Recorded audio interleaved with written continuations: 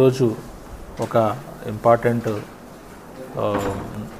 HB by night అలాగే HB by day కానీ ఏదైనా కానీ మనం ఒక దొంగతనం కేసులో మనం చేసినటువంటి రికవరీ విషయంలో ఈరోజు మనం ఈ యొక్క ప్రెస్ మీట్ పెట్టడం జరిగింది.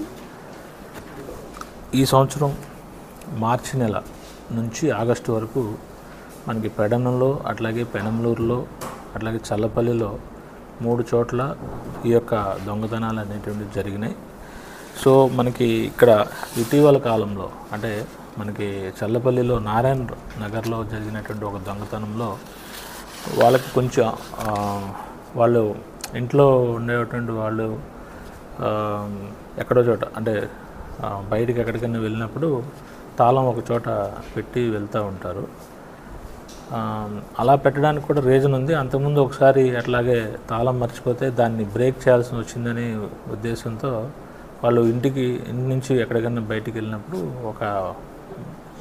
బయట ఒక గ్రైండర్ ఉంటే ఆ గ్రైండర్ లోపల పెట్టి వెళ్తూ ఉంటారు.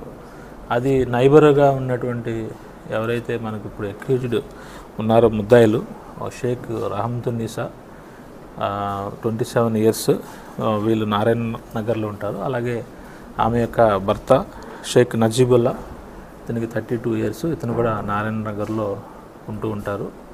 సో ఇది గమనించి వాళ్ళు ఏంటంటే ఎవరైతే ఇన్మేట్స్ ఉన్నారో వాళ్ళు మోపిదేవి టెంపుల్కి వెళ్ళి వచ్చి అప్పుడు కూడా చూసుకోలేదు.